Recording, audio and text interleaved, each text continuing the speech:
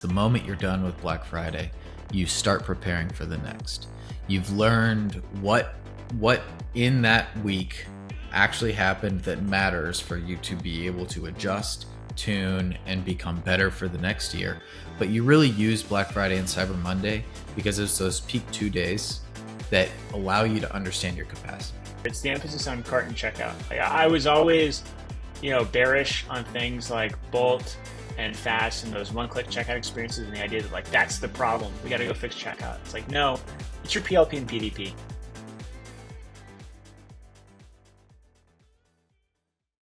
On today's episode, we're talking about Black Friday, Cyber Monday, the challenges that retailers face preparing for holiday madness, and we're sharing specific recommendations you can use to make sure you maximize your conversions during the crucial holiday peak period. I'm Chuck Moxley.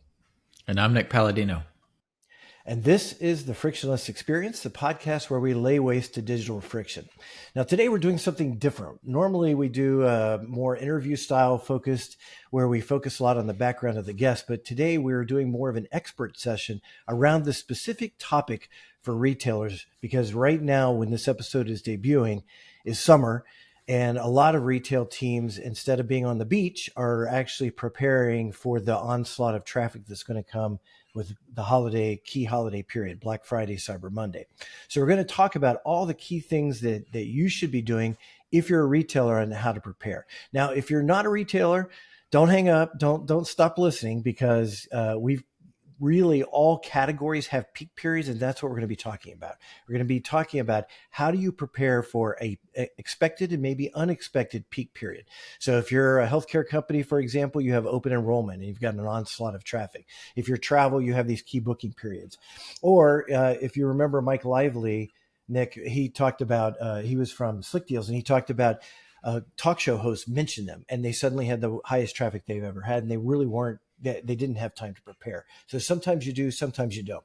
But that's what we're going to talk about today. Now, joining our resident frictionless expert in the Frictionless Studio, our resident expert being Nick, is Ellery, an engineering veteran who has spent more than a decade directing teams that build innovative software solutions and solve digital frictions.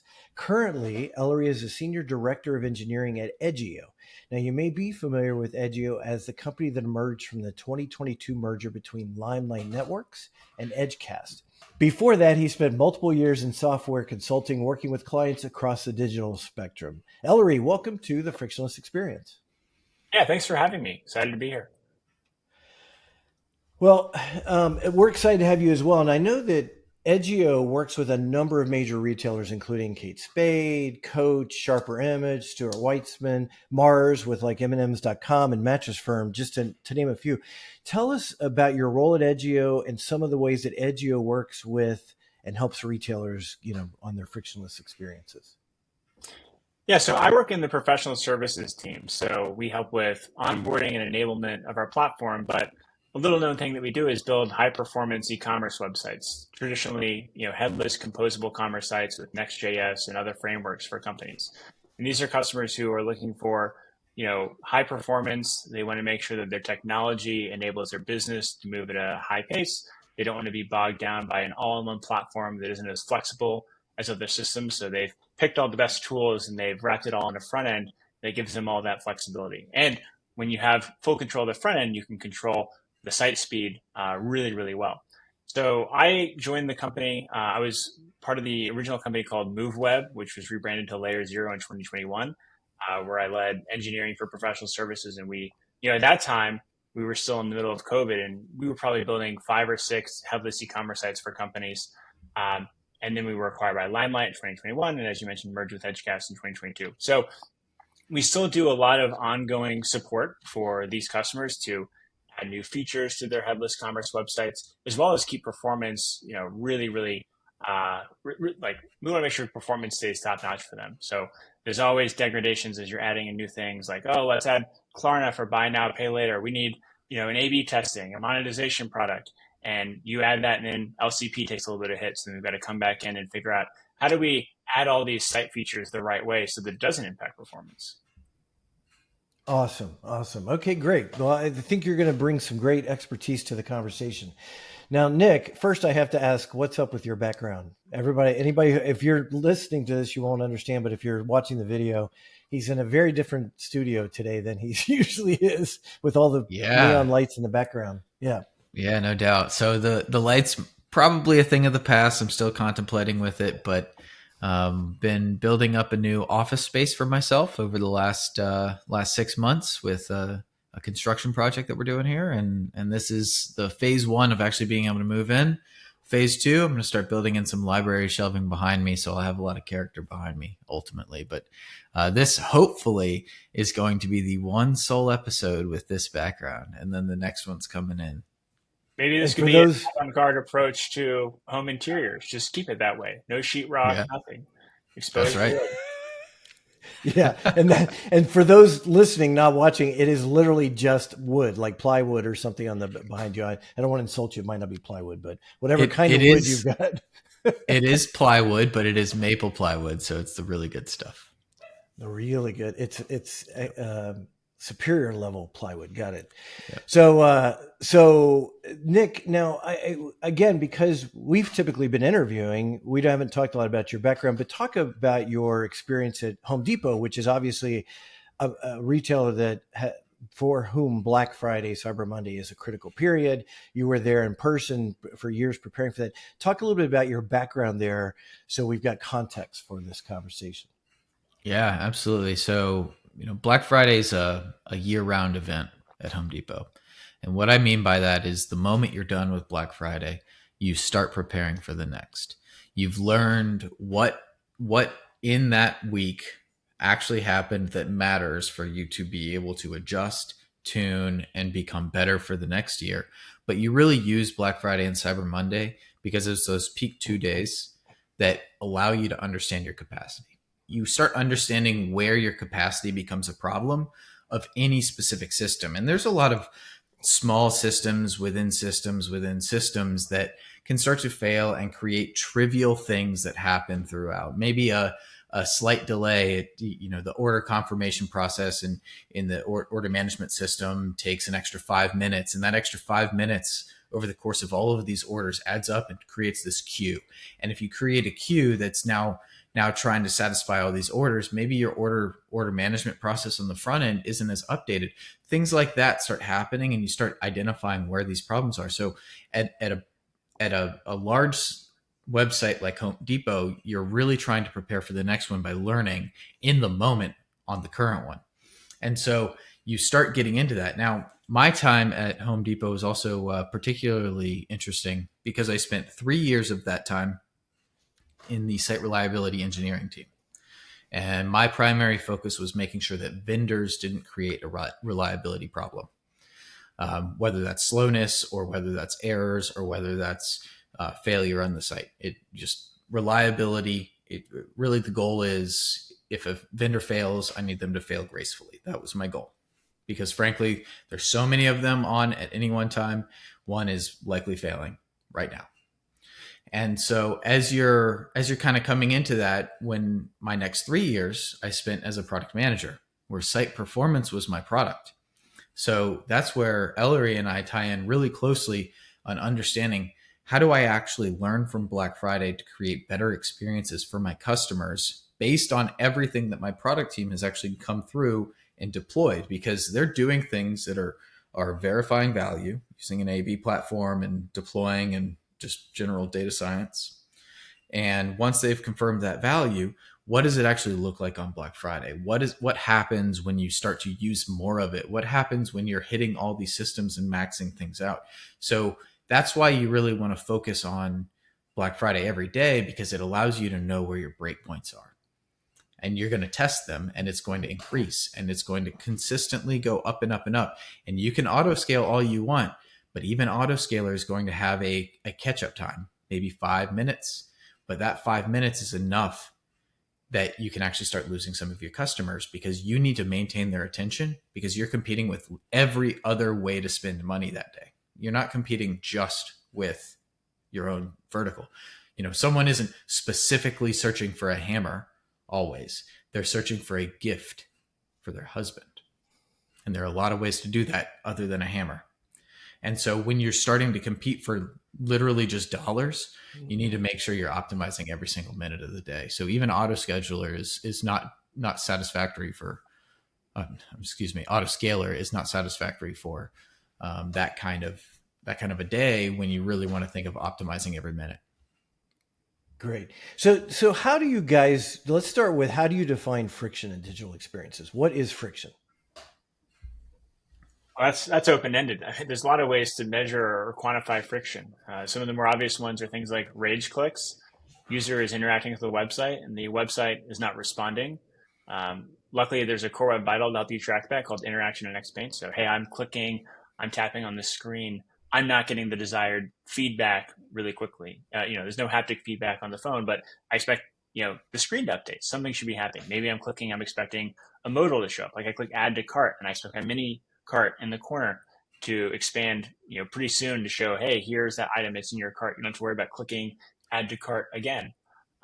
There's also just general site speed. I load the page. I expect to see that load quickly. I'm trying to navigate through the site. Like to Nick's point, it's like, oh, looking for a gift for my husband.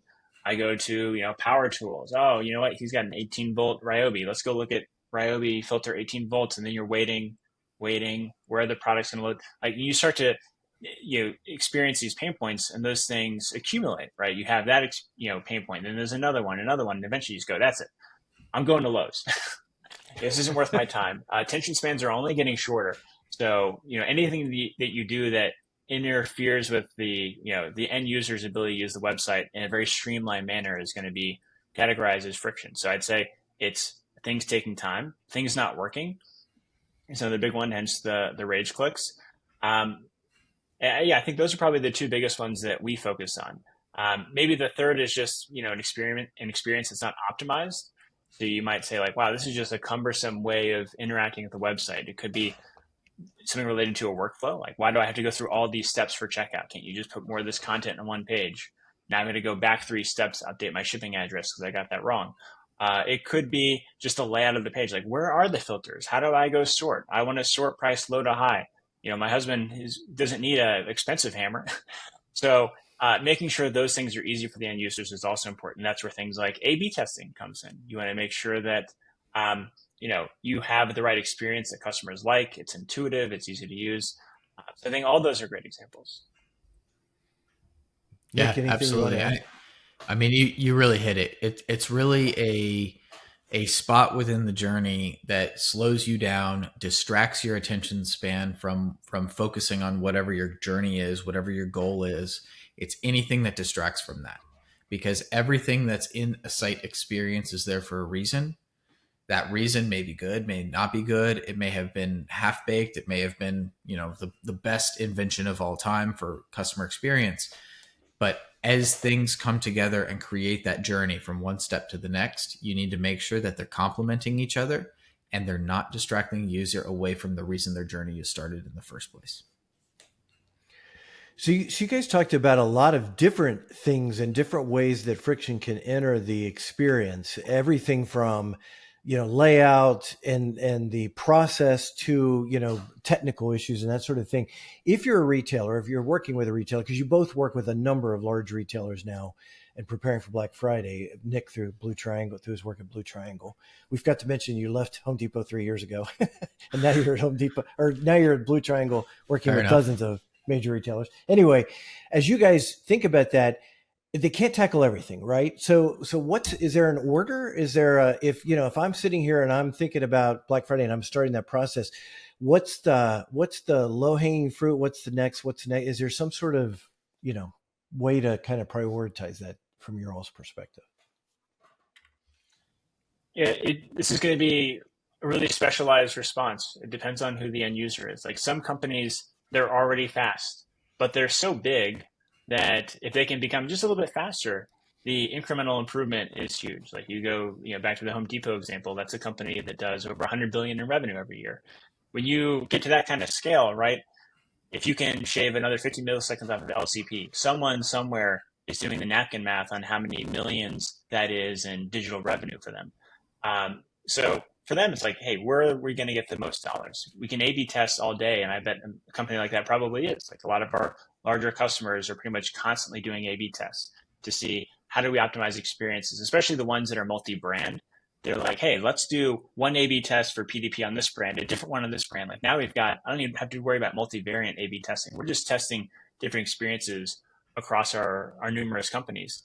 But, I think A/B testing for UX tends to give you smaller incremental improvements. Like you want to always get better and get better, but there's really a ceiling there. Performance, especially if your competitors are slow, you can have a big advantage. So you got to look at the competitive landscape as well. But I've seen a lot of benefit just from site speed and performance being a big one.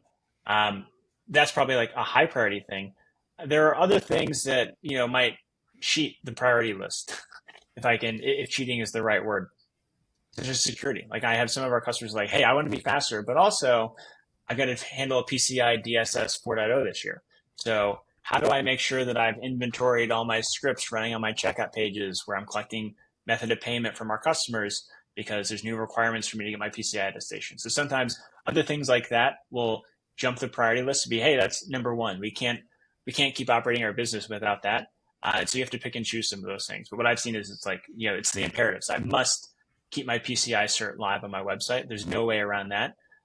Number two is probably performance. I'd say a third, probably I'd put it on the same level as, A/B testing, user experience. One of the things that Nick talked about earlier is just how do you handle spikes in traffic and load? You can auto scale, but there is a delay for that. And, depending on what you're using, like if you're using Lambda, Jeff Bezos will only give you 20,000 Lambdas. So you can hit hard limits even on platforms that tend to scale really well until they hit those limits. So what a lot of our customers also do is, hey, let's do some mini events, right? They're probably like Black Friday level in terms of user engagement, but are we making sure that we're having these events ahead of time? Like you can always load test and perf test things all day, but how do we schedule an event where you get people, 20% off some products just to get to that Black Friday type of load to make sure like, hey, if we provision infrastructure in advance, are we covered? Is our auto scaling working?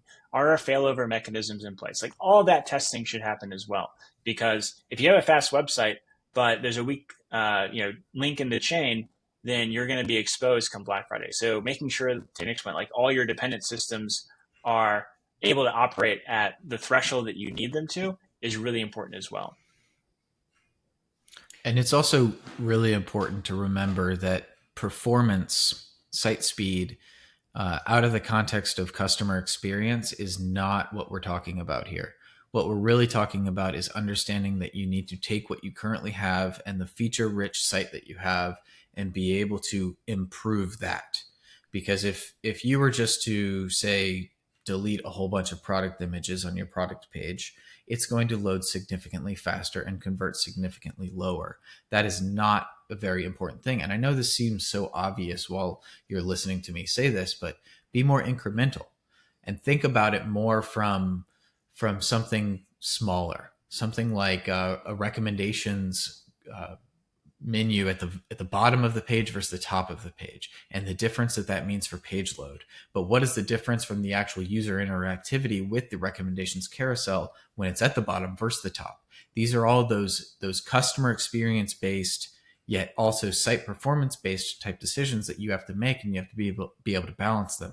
So as you're coming through and you're fine tuning your website, you have to be able to understand, how do we create a more seamless expected experience that's not friction, but also reduce friction in the fact that it's actually loading at a quick and reliable level. So it's a nice healthy balance here, but we're not advocating for feature removal, at least not necessarily. There may be many cases where your site is actually bloated and you have an issue, and you do need to actually go for more of a feature removal, feature reduction, and a less is more situation. But as we're talking through it, just understand that site performance in itself does not help. It's site performance in the context of your user experience that helps.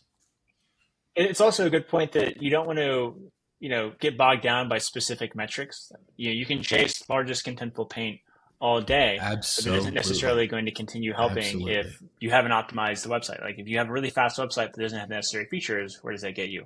One of my customers once joked about this. He was saying, hey, I'm under a lot of pressure to get to a conversion rate above 2%. And his myopic response was, I'm just going to cut marketing spend. It'd be horrible for the business, but our conversion rate is going to spike through the roof, right? So you have to figure out like, okay, maybe I pay a bit, right? I'm willing to give up some conversion rate to get more users on the website because that means more money. It's like, hey, am I willing to trade off 100 milliseconds of LCP, but now I'm adding a great monetization product to the website, and that's going to give me more revenue than I would have had if I just tried to stay fast without having the features on the website. So those trade-offs are always going to come up, and it's really important to focus on like the downline revenue that your business is going to secure. And sometimes you might have to navigate political waters where other people are like, hey, I just care about this metric. I know you care about that metric, but there's bigger things at stake here. And so sometimes you have a lot of conversations about that with people to get them on board with the broader vision because they're really focused on, hey, I'm the analytics team. I care about LCP. Don't make my numbers bad. If that goes bad, people are going to assume, I made a mistake. My numbers aren't accurate anymore. So you can have some of those conversations with people to make sure like, hey, we got to bring people together to understand the bigger vision of this website, which is making money. I had a moment at Home Depot in my career journey. It was while I was an engineer, and a light bulb actually just flipped. And I thought to myself, wow, I'm actually stopping revenue with the way that I'm doing this. And it was because I was so strict and so regimented in making sure that all these vendors were not creating a performance problem, that I was stopping the vendor value that we were actually getting out of it. And that was really the big moment when I said to myself, I need to seek a different way to think about this, because I'm actually not helping as much as I think I'm helping. I'm pursuing a very specific KPI that is on my job title that says this is what success is for you. But that's not for the greater good. And that is exactly why I sought out to take what I knew in the engineering side and then apply it in a product mentality by going after site speed as a product. And that allowed me to really start connecting a lot of these dots to be able to say things like, hey, site performance out of the context of customer experience is valueless. And so those kind of lessons and things that you kind of derive from it help you really understand that this is actually a very difficult thing to do. Like pretty much everything that you say off the cuff sounds, relatively simple, but when you really get down to it, it's very difficult to start figuring out what to go focus on, how to resolve what you've learned to go focus on, all of these different aspects, how to functionally tackle it from an improvement level. There's a lot of really nuanced things, but when you start to really understand that, hey, marketing plays a role and they've reduced my conversion rate, but that's still really important because that's entirely a new population that I'm getting, even if they are reducing my conversion rate. And so as it starts to intertwine now, well, is conversion rate really the best metric for us to use? Maybe, maybe not. But you can't use any one metric in a bubble is really the lesson here. A theme I heard between both of you was sort of following the revenue. Show me the money, right? From Jerry Maguire. Can use that reference, right? It's really about understanding the context of site performance or other changes in the context of what that's going to do for revenue for the business. Did I hear that correct? Yeah, you did. I mean, a lot of businesses, especially as they grow, become a little bit siloed where it's like, hey, I'm the performance team. I care about web perf. I'm analytics. I want to make sure that everything is accurate. I'm marketing. I want every, pixel tracker tag on the website possible so I can feed every algorithm. And there's a balance there. If you try to do everything, you're going to have a really feature-rich website that has all this tracking and analytics, but it might not be fast. And so, what do you have to give to get the right outcome? So it is really important to find that balance. And that's why I've always found it's good if like structurally a lot of these teams roll up together. We sometimes run into issues like, I'm, one team reports like CISO, another one goes CIO, another one goes Chief Digital Officer, and then it's harder to find that alignment. But especially if those teams are all, rolled up under one umbrella, then I've found it's easier to get that alignment cross-functionally. Do you guys have mentioned Core Web Vitals and over focusing? Do people sometimes get Core Web Vitals wrong? Are they like over indexing on fixing those or trying to get the lowest score possible and maybe hurting other things? I think from my experience, Core Web Vitals are pursued blindly.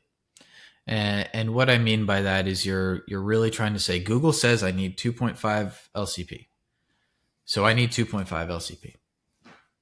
When you really start to understand the value there, it exists. But it's in the context of being competitive, because they're using this metric as a SEO calculation that allows you to improve, or I guess they say it only helps, but improve your search engine result. So I'm using this metric. I'm pursuing the 2.5. However, that's 2.5. That's a rule for every single website out there that's ever existed. And that's what they seem to think is good. We're talking about retail today. Retail has things like inventory checks, and has to do shipping checks, and has to understand that you have extremely content-rich pages. That's something that a blog doesn't have to deal with. Now, is that why it's 2.5 seconds instead of 1 second? Maybe, maybe not. But these numbers are in the context of your competitors. And so you also need to be thinking of it from the search engine in. And what I mean by that is the pages that matter most are the search terms that you want to win most. So now when you start to incrementally dissect the core web vitals, you can say, I need to go focus on these specific pages first. They are my highest value. That's where I'm going to be able to competitively improve my search rankings. And that's also where I'm going to be able to, generally speaking, improve the majority of my customers. Because remember, these core web vitals are good for customer experience. This isn't just an SEO attribute. Yeah, there's a bit of a prioritization there for like where do you want to invest time in improving core vitals. Like, yes, it helps. There's diminishing results to Google. Once you've crossed 2.5, Google's not going to give you a bigger benefit if you're 2.3 necessarily, at least not that they've publicly stated. But if you're not that fast, it's like, okay, where do you go focus? And I've seen mixed opinions on this. What we tend to recommend to people is PDP, your product detail page, is king. Like, there's so much direct traffic to PDP that if you can make that fast, you're going to get a lot of benefit. Like, the number of clicks you're getting direct to PDP from Google, Facebook, Instagram, and so on is really high. People seldom land on like the homepage or category page there. But next is going to be category, then home, and then cart and checkout. I think normally people, once they've added things to their cart and the price is good, they're most likely going to convert. We've seen minimal benefit to making those a lot faster, but certainly like PDP, there's almost no limit to the benefit you can get. Same for PLP. But one of the things Nick was talking about earlier is like, when you're working with these retail companies, where do you want to make some of those trade-offs? I've seen our customers make that trade-off specifically on homepage because they have thousands or hundreds of brick and mortar stores. It's like, oh, well, I want a homepage to be fast, but if someone's just going to our website because they want to see what we have that's out and that's new, and I have a sale that's local to them, I want them to see that too. So I'm willing to compromise on performance on my homepage a bit because I want to make sure that people who go there see their local sales and marketing events. So, and that has a huge benefit for them because they know that as important as digital is, if I can get people into the store, they're even more likely to convert. Conversion rate in brick and mortar stores is way higher than it is in retail or in digital, excuse me. I think we're all trying to replicate that, in-store experience online as best we can. But in some cases, it's like, hey, I need the website to be fast. I want us to show up on Google. But if I can trade off a bit of site speed to give them a personalized experience and get them to go to the store, that's even better for me. Yeah. So what you're telling me is we have to figure out how to create that same obligation feeling. Because anytime I walk into any store, I feel obligated to buy something. Like, I'm walking out and I'm like, they think I'm stealing something. Like, I'm not buying anything. Like, where are my hands? Like, how do we recreate that feeling? Because that's some social pressure for you. I don't think I've ever walked outside of a Home Depot without spending less than $100. It's like, I didn't know I needed all this stuff, but there were people walking around with these things. I was like, I could use that. That's a good idea. So no, I mean, the conversion rate is way better for a lot of reasons. Like, one is people just don't shop the way they do online in person. Like no one goes to the store and says, I would like to see white blouses in a medium, right? Like that's not how anyone shops. You might go look around, you might ask the store assistant, like, hey, I got a new job, I'm working at this company, you need a couple of new outfits, and they'll point you towards specific things. That's just not the way that you shop. Like there is no, bachelorette party section on Coach, right? That's not how people shop online. And that's, part of the reason why, you know, things work out so much differently in person. And, a lot of our customers are looking at things like, AR, VR, like, can I see it? Can I interact with it? Like if I'm going to go look at a purse, for example, can I see like, hey, the strap is made out of this material. It's this long. Here it is in multiple different positions. So they're trying to get you that, experience that's similar to what it would be like if you were there in person, but not quite there. But I agree. Like I'm just so much more compelled to buy things. I don't know if it's FOMO, the fear of missing out, or there's just better lighting in the stores than there is on the website. But I tend to convert better in person. Yeah, I mean, for sure.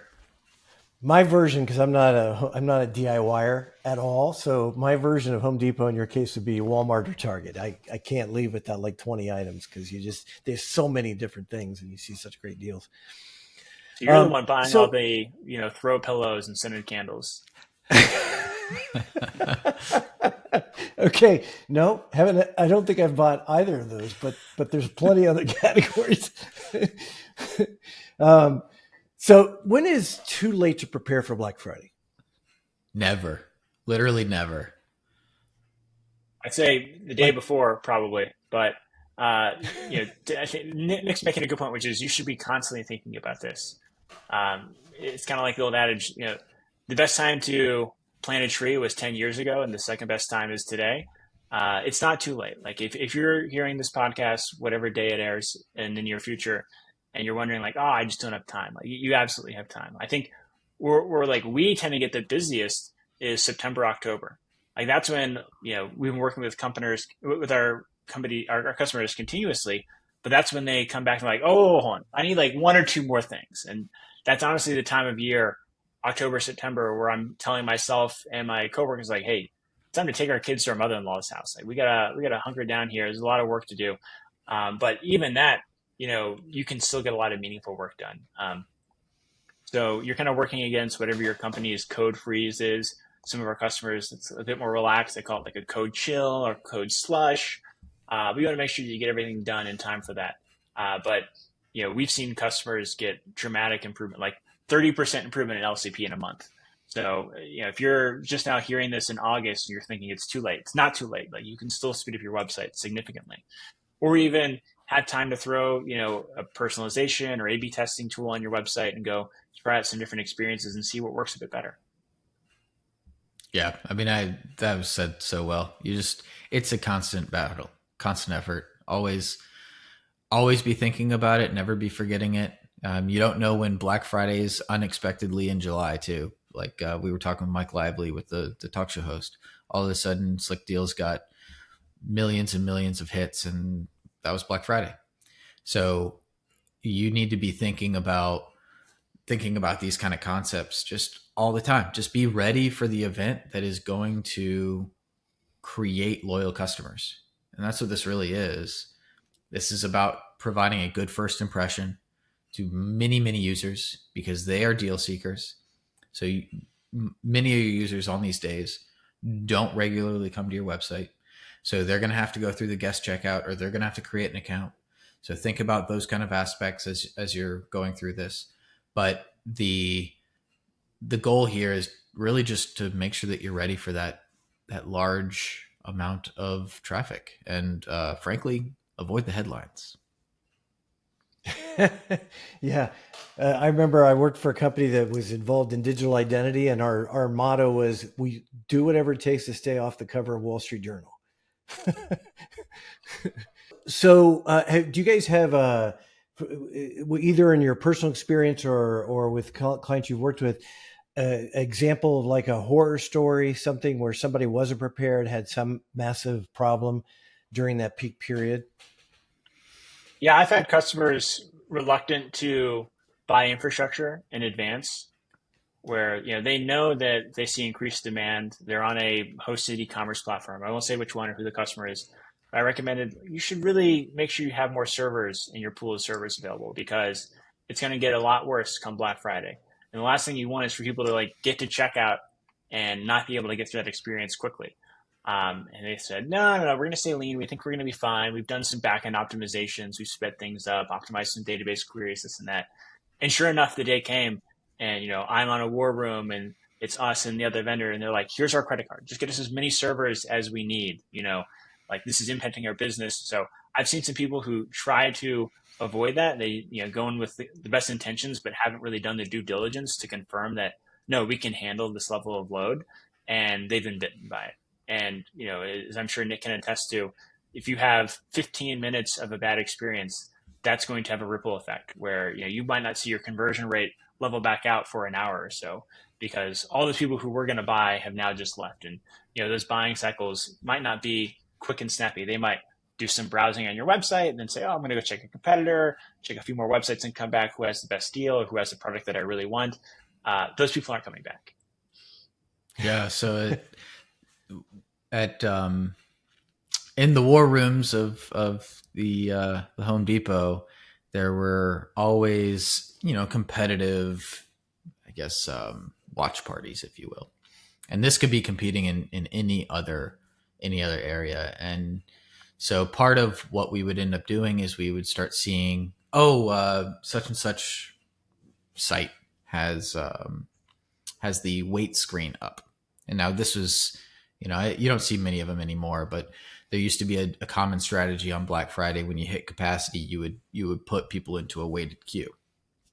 And that was always a big talking point of the war rooms was, hey, someone was in a weighted queue, whoever it was.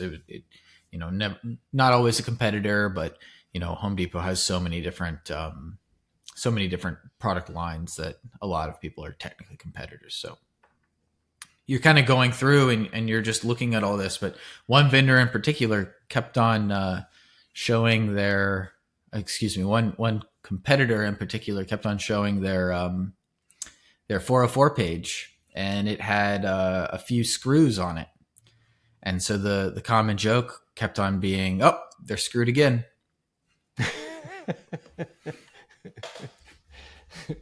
We got it. All right. And so this has been a great conversation. Final recommendation from each of you. If there's one thing, just one thing that anybody listening to this should focus on, tomorrow, what would it to prepare for a peak period? What would that be? I would say start building, your observability a little bit. Like, are you measuring core web vitals? Are you looking at infrastructure load? Are you tracking failures with APIs and so on? It's hard to understand what's the benefit here if you don't have that lens into how everything is performing.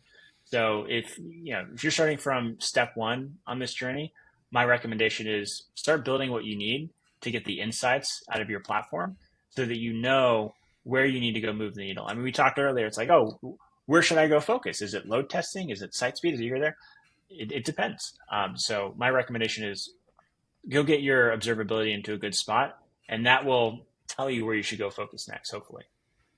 Yeah, and break down the metrics too. Don't just stop at the top end metric. Understand what creates those milestones, right? Each of these metrics that we're talking about, whether it be LCP, CLS, INP, onload, time to interactive, they all have milestones that create the final number. So those milestones are the ones that you need to go focus on, so you can break down, get into that intricate detail to be able to understand what I like to say is so what? So what do we do about our 4-second LCP? How do I improve it? You break that down, you get into those details, and then you be able to improve that and be able to dial into it. Now, again, going back to the concept I said before, always do this in the context of your customer journeys. Don't simply pursue these numbers. Think about what your journey is for your customers. Think about creating a seamless experience, because that is what's way more important than pursuing an LCP of 2.5 or 2 or 1 or whatever your performance milestone is. Great. Ellery, one thing we always ask every guest is what's one widely held belief about building frictionless experiences that you fundamentally disagree with, that you think people get wrong? Oh, I think I mentioned it earlier. It's the emphasis on cart and checkout. Like I was always, bearish on things like Bolt and Fast and those one-click checkout experiences, and the idea that like that's the problem. We got to go fix checkout. It's like no, it's your PLP and PDP. That's why people aren't converting. It's top of funnel. People focus a lot on bottom of funnel. I work with companies that want to go headless and build composable websites, and they say we're going to start with cart and checkout. I'm like, why? Why would you start there? I'll help you if that's really what you want. I'm going to advise strongly against it, but I will help you. But what we found, and I'm sure I can find data to support it, is that accelerating site speed top of funnel and making those experiences better is much better than what you'll get from improving cart and checkout. Now, if you have like errors and failures, yes, go focus there, but don't over-index on site speed for cart and checkout. I love that recommendation because a customer that even gets to the checkout experience at all has shown you that they are a high intent customer. They are going to put up, a high intent customer is going to put up with a lot more than a low intent customer. Now, what you're talking about, prioritizing the top of the funnel, is exactly what's creating high intent customers from low intent customers. You give them a good experience, you help drive them through, you help them click through the different products, you give them a feature rich product image that's like, oh, this is great, I do need this. That just created a high intent user that is now going to get into the checkout flow, that is now going to be willing to put up with a little bit more because they've decided they want that. And I love that recommendation. Yeah, and again, it's all ties together, which is great. But you fix that top of funnel experience. Now you go back to your marketing team and say, "Hey, we did that conversion rate increase. Let's spend more money on marketing, move the conversion rate back down to where it was, and we're going to have better revenue, per marketing dollar spent as a result." Yeah. Awesome. Well, this has been a great conversation. Ellery, where can listeners find you? Like on social, or what's the best way to find you? LinkedIn, email, text message. If you can get my phone number. I'm not big on socials, so I don't use Twitter or Instagram or Facebook. I think I have one just to follow family members. But no, if you're really interested in having a conversation, shoot me a message on LinkedIn.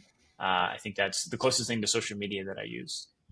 Awesome. And we'll put your LinkedIn link in the show notes. And Nick, where can listeners find you? I'm at In Palladino. At LinkedIn? Everywhere you could find it. No, at LinkedIn, yes. Yes. Okay. If you want to find my woodworking Instagram, you can find me at Coffee Woodworks. Okay. Well, nice plug there. All right. Well, thanks for tuning into this episode of The Frictionless Experience. Remember to follow us on your favorite podcast player app so you can automatically receive notifications when we launch new episodes. Leave a review on Apple Podcasts and let us know what you think, and anything you want us to cover in future episodes. We'd be happy to cover it. And I'll just mention you can find me on LinkedIn as well at Chuck Moxley.